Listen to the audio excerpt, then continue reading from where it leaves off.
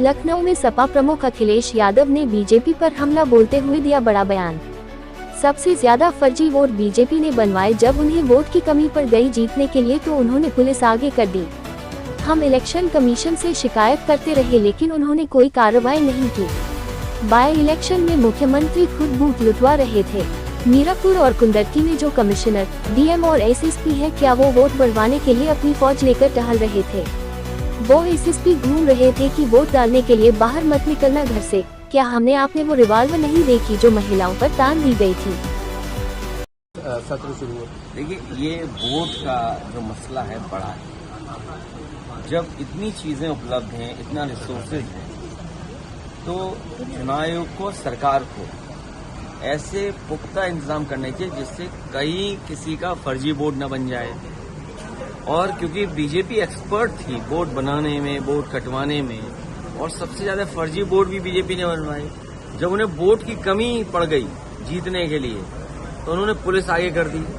और election commission को सबसे पहले उत्तर प्रदेश के बाई इलेक्शन को देखना चाहिए कि किस तरह सरकार ने इलेक्शन कमीशन को भी नहीं माना और हम इलेक्शन कमीशन शिकायत करते रहे। इलेक्शन कमीशन ने कोई कार्रवाई नहीं की।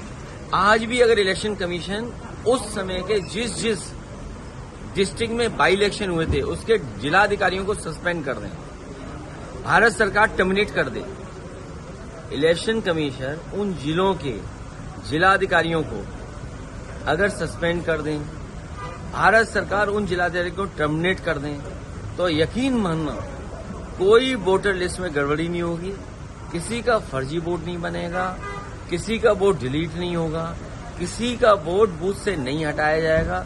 जब तक इलेक्शन कमीशन उन अधिकारियों के सस्पेंड और टर्मिनेट नहीं करेंगे तब तक ये फर्जीफिकेशन, फोर्जरी नहीं रोक पाएगी सरकार। लेकिन उन्होंने मैं ये संदर्भ यूपी का कह रहा था। और अगर वहां 2 वोट है डिप्टी सीएम के, यहाँ तो सीएम वोट लुटवा रहे थे। वहां तो डिप्टी सीएम के 2 ही वोट तो नकली निकले।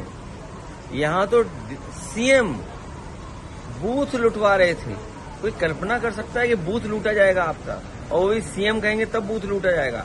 आप बताइए, अयोध्या में जो शिक्षा विभाग के अधिकारी अपॉइंट करे थे, जो दूसरों को ड्यूटी दे रहे थे, वो कौन थे? इसी तरह मीरापुर में, कुंदरकी में जो कमिश्नर हैं, डीएम है, एसएसपी हैं, एसएसपी के अब वोट बढ़वाने के लिए अपनी फौज लेके घूम रहे थे। वो एसएसपी घूम रहे थे कि वोट बाहर मत निकलना घर से। क्या हमने आपने वो रिवॉल्वर नहीं देखी जिसमें महिलाओं पे रिवॉल्वर तान दी? तो इलेक्शन कमीशन सो रहा था क्या? तो इलेक्शन कमीशन इसीलिए तो सफेद चादर देने गए थे। क्यों देने गए थे? तो जब अधिकारी ही अपराधी बन जाएंगे, वोट छीनने के लिए, तो ये कार्रवाई कौन करेगा? सरकार को कार्रवाई करनी चाहिए, इलेक्शन कमीशन को कार्रवाई करनी चाहिए।